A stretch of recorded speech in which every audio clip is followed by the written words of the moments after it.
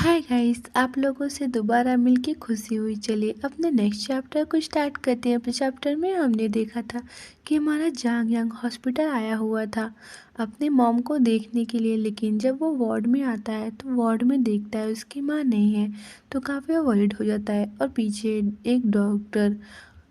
एक नर्स दौड़ कर आती है और डॉक्टर से कहती है, doctor doctor doctor, ward number 109 में भर्ती मरीज अचानक से बेहोश हो गया है, तुरंत जाकर देखिए चलिए। उसके बाद डॉक्टर और वो नर्स वहाँ से भाग के चली जाती हैं। उन लोगों की बातें सुनकर हमारे जांगयांग को लगता है कि उसकी माँ है, क्योंकि वार्ड नंबर 109 उसकी माँ का है, तो काफ़ी वरिड हो जाता है। उसका पूरा शरीर कांपने लगा था। वो दौड़ता है और कहता है माँ। पीछे से उसकी माँ कहती है मैं यहाँ हूँ। तब हमारा जांगयांग रुक जाता है और हम देखते हैं उसकी आंखों में आंसू आ गई थी। तब जांगयांग की माँ कहती है मैं यहाँ हूँ जांगयांग, I am sorry, I am sorry, I am sorry. दूसरी तरफ हमारा जांगयांग अपनी माँ का सॉरी सुनने के बाद स्माइल करता है और हंसने लगता है और कहता है फाइनली फाइनली फाइनली फाइनली उसने मुझसे माफ़ी मांग ली। ये कहते हुए काफ़ी प्यार से स्माइल करता है, लेकिन तुरंत उसकी स्माइल गायब हो जाती है और वो कहता है पर माफ़ी मांगने का क्या फ़ायदा। फिर वो चिल्ला के अपनी माँ से कहता है बहुत देर हो चुकी है, अब मुझसे माफ़ी मांगने का क्या फ़ायदा। तब उसकी माँ काफ़ी रोते हुए कहती है मुझे पता है कि इस समय कुछ भी कहना व्यर्थ है, लेकिन मुझे माफ़ कर दो और मुझे आपसे माफ़ी की उम्मीद नहीं है, लेकिन मैं बस इतना कहना चाहती थी कि मुझे मुझे माफ़ कर दो, आई एम सॉरी। ये कहते हुए काफ़ी रो रही थी। दूसरी तरफ हमारा जांगयांग उन्हें रोते हुए देख स्पीचलेस हो जाता है, कुछ नहीं बोल पाता और अपनी माँ को देखने लगता है। उसकी माँ काफ़ी रोते हुए हमारे जांगयांग को देख रही थी और कह रही आई ट्रूली सॉरी। और दूसरी तरफ हमारा जांगयांग अपनी माँ के आंसुओं को इग्नोर नहीं कर पाया। वो कितना भी कहे कि अपनी माँ से नफ़रत करता है, पर हमें पता है वो अपनी माँ से नफ़रत कभी भी नहीं कर पाया। वो हमेशा अपनी माँ से बहुत ज़्यादा प्यार करता है। वो तुरंत अपने सर को झुका लेता है और कहता है मैं उससे नफ़रत नहीं कर सकता, लेकिन वो उससे कुछ कहता भी नहीं, यानी अपनी माँ से वो कोई बात नहीं बोलता, ना ही उनसे बात करता है। वो बस सिंपली वहाँ से चला जाता है और जाते हुए पीछे बिना पीछे मुड़े हुए कहता है अगर अगर तुमको वाकई अफसोस है तो मेरे लिए कुछ और दिन जीने की कोशिश कीजिए, मेरे पास मेरा पैसा बर्बाद मत करो। ये कहते हुए हमारा जांगयांग वहाँ से चला जाता है। इसका मतलब कि अपने माँ से कह रहा है कि प्लीज़ प्लीज़ मेरे लिए ज़िंदा रहो, मेरे लिए कुछ और दिन जियो, मेरे पैसे बर्बाद मत करो। ये तो बस उसने ऐसे ही बोल दिए। उसकी रियल फीलिंग्स तो ये है कि प्लीज़ माँ मत मरो। उसकी माँ काफ़ी रोने लगती है और कहती है बेवकूफ़, इडियट, मुझे मुझे इतनी आसानी से माफ़ मत करो। उसके बाद सीन शिफ्ट होता है। हम देखते हैं बेंगुआन के घर पर, जहाँ पे हमारा जांगयांग आया था। बेंगुआन की माँ तुरंत बहुत ज़्यादा खुश होते हुए गेट को खोलती है और कहती आह वाओ, तुम घर आ गए, क्या आपने खाना खा लिया।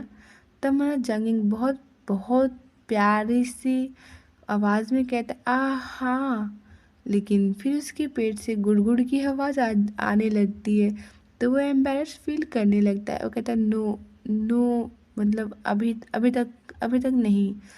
तब तुरंत बेंगुआन की माँ हमारे जांगयांग को कमरे के अंदर पुश करने लगती है और कहती तो फिर मेरे साथ डिनर करो, आज मैं घर लेट आई हूँ तो अभी मैंने खाना नहीं खाया है।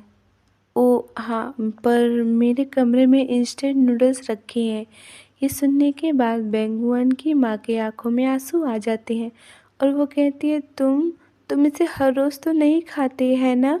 तब जांगयांग कहता है नहीं, कभी कभार ही, मैं ज़्यादातर समय ठीक ठाक खाना खाता हूँ।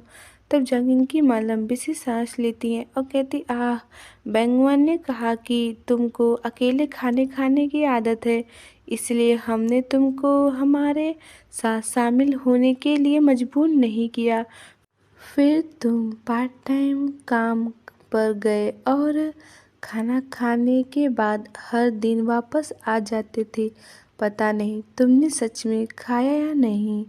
दरअसल बैंगवान आपके लिए हर दिन थोड़ा खाना पकाता था, लेकिन मतलब थोड़ा खाना कुक्ड करता था, नहीं बनाता था, ताकि अगर आपको भूख लगे तो आप खा सकें।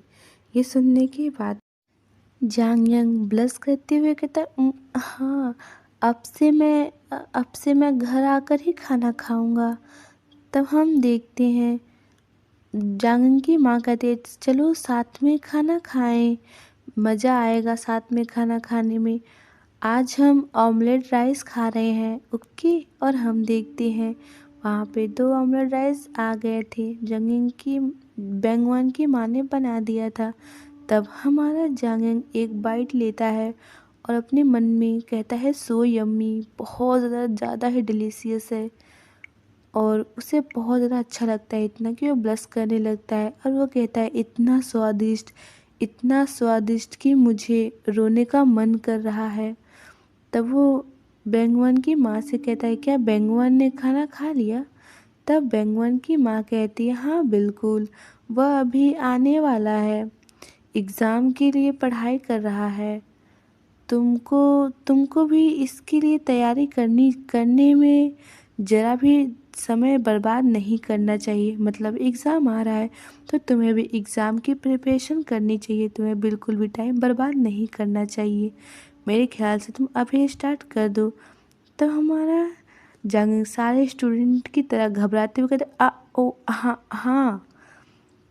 उसके बाद हम देखते हैं हमारा जांग यांग, अभी ये पास्ट का सीन चल रहा है, मैं आपको बता देती हूँ। तो पास्ट में हमारा जंग कहता है, क्या मतलब बहुत समय से ही पास्ट का सीन चल रहा है, हाँ, क्या यही वो ज़िंदगी नहीं है जिसका मैं इतने लंबे समय से सपना देख रहा था? अगर बैंगवान को मेरा दोस्त बनना पसंद नहीं है तो मैं बिना शिकायत किए उसका पप्पी बन सकता हूँ। मुझे पता है कि वह मेरे साथ सचमुच अच्छा व्यवहार कर रहा है। और हम देखते हैं उसके सामने पप्पी बेल्ट रखा था, यानी वो बेल्ट जो हम पप्पी के गले में पहनाते हैं, लेकिन ये बेल्ट काफ़ी अलग था, ये इंसानों के लिए था।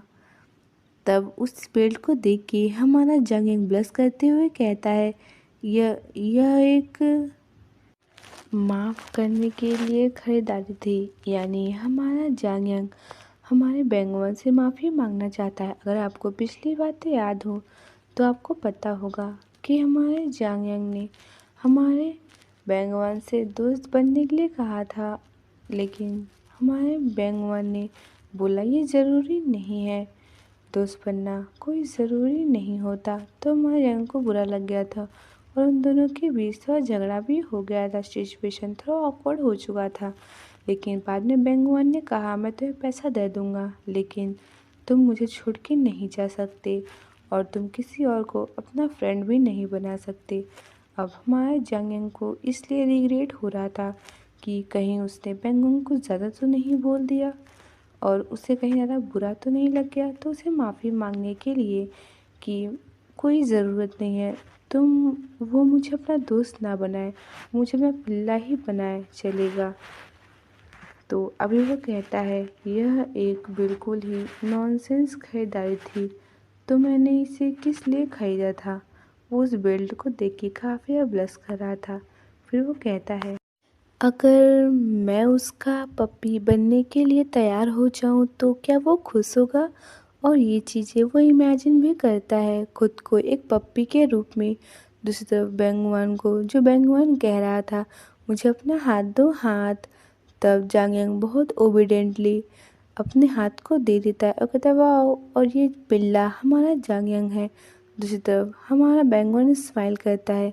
तब हमारा जांग कहता है, वो बहुत लंबे समय से मुस्कुराया नहीं है। आपको पता होगा कि उस झगड़े के बाद हमारा बैंगवान ने कभी स्माइल नहीं किया और इस चीज़ का जिक्र हमारे जांग ने पहले भी किया था और अभी भी कर रहा है कि वो चाहता है कि बैंगवान एक बार फिर स्माइल करे, क्योंकि उस झगड़े के बाद हमारे बैंगवान ने हमारे जांग की तरफ एक बार भी स्माइल करते हुए नहीं देखा। तो इसी वजह से हमारे जंग को काफ़ी बुरा लग रहा था कि कहीं उसकी वजह से बैंगवान को बहुत ज़्यादा बुरा तो नहीं लगा, इस वजह से वो ये सब कर रहा है। अगर अगर बाद में कुछ नहीं हुआ तो क्या मैं तुम्हारे लिए काफ़ी नहीं हूँ? तुम्हें तुम्हें उसके सो कॉल्ड मैटरनल लव क्यों चाहिए? क्या यह बेहतर नहीं होगा अगर वो मर जाए? आह, हम तो हमेशा से ऐसे ही दोस्त रहे होंगे, है ना? उसके बाद प्रेजेंट में सीन शिफ्ट होता है जहाँ पे हमारे जांगयांग ने मिंगजू से लड़ाई कर ली थी और फिर उसका घर छोड़ के वहाँ से चला गया था। उसके बाद अब वो बैंगवान को फ़ोन करता है और कहता है तुमको मुझे लेने आने की कोई ज़रूरत नहीं है, मुझे तुम्हारे घर का रास्ता पता है, मैं खुद आ जाऊँगा।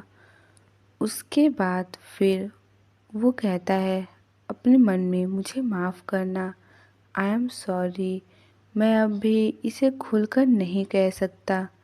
फिर वो कहता है अगर मैं तुम्हारे पास वापस आ जाऊं तो क्या तुम ज़्यादा खुश होगे? तब पेंगुइन कहता है ज़रूर, लेकिन उसकी स्माइल गायब हो जाती है। अच्छा, मैं तुम्हें तुम्हारा ब बकाया चुका दूंगा और हाँ, मैं उसे पहले ही छोड़ चुका हूँ, इसलिए उसे यह मत बताना कि मैंने पहले क्या किया था। तब हम देखते हैं कि बैंगवा ने फ़ोन काट दिया था। तब जांगयांग कहता है हेलो हेलो, अरे यार, उसने बिना कुछ कहे ही फ़ोन काट दिया। फिर अपने मन में कहता है हो सकता है मैंने जो कहा वो उसके लिए बहुत कठोर हो। अगर अगर अगर तुमको पता भी हो तो क्या हाँ, आखिरकार तुम क्या कर सकते हो? जब उसने ये कठोर शब्द हमारे मिंजू को कहा था, अब उसे काफ़ी रिग्रेट हो रहा है। तो वो रिग्रेट करते हुए कहता है भले ही आपको पता हो, आप आखिरकार क्या कर सकते हैं? हम सब तो दो अलग अलग दुनिया से आए हैं। मुझे ऐसा लगता है जैसे वह उस पल रोने ही वाला था। मैं बहुत बुरा लगता हूँ। ये कहते हुए सीढ़ियों पे से रुक जाता है और कहता है अपने मन में हो सकता है कि वह अभी रो रहा हो। हाँ, वो बेवकूफ़ मॉनिटर असल में बहुत अच्छा इंसान है, इसीलिए इसीलिए उसे मेरे जैसे किसी किसी को अपने जीवन में नहीं रखना चाहिए। अलविदा, गुड बाय स्टूपिड मॉनिटर, खुश रहो। ये कहते हुए हमारा जंगिंग पेनफुली स्माइल करता है और कहता है अब से मैं आपके रंगीन जीवन में कोई दखल नहीं दूंगा। Good bye stupid monitor, good bye. अब से मैं तुम्हारे कलरफुल ज़िंदगी में दखल अंदाजी नहीं दूंगा, मतलब मैं टांग नहीं अड़ाऊंगा और अब से मैं तुमसे कभी नहीं मिलूंगा। Good bye monitor. ये कहते हुए हमारा जांगयांग हमारे मिंगजू के घर को छोड़ के चला जाता है और आज का चैप्टर यहीं ख़त्म होता है। चलिए नेक्स्ट चैप्टर मिलेंगे, तब तक के लिए बाय बाय। अगर आपको मेरा एक्सप्लेनेशन और मेरा चैनल पसंद आए तो please like comment share. Bye bye, फिर मिलेंगे। सब्सक्राइब ज़रूर कीजिएगा। मैं और हाँ, प्लीज़ मुझे माफ़ कर दीजिएगा, मैं 2 दिनों से वीडियो अपलोड नहीं कर रही क्योंकि मुझे सर्दी लग गई थी, जिस वजह से मेरा गला ख़राब हो गया था और अभी भी गला उतना ठीक नहीं है, लेकिन मैं एक्सप्लेन करूँगी। इस वजह से मैंने आज एक्सप्लेन किया है। मेरा गला थोड़ा ख़राब है, इसी वजह से एपिसोड डालने में थोड़ा लेट हो गया। प्लीज़ प्लीज़ मुझे माफ़ कर दीजिएगा, ओके। और हाँ, प्लीज़ मेरे चैनल को सब्सक्राइब कीजिए। बाय बाय, फिर मिलेंगे।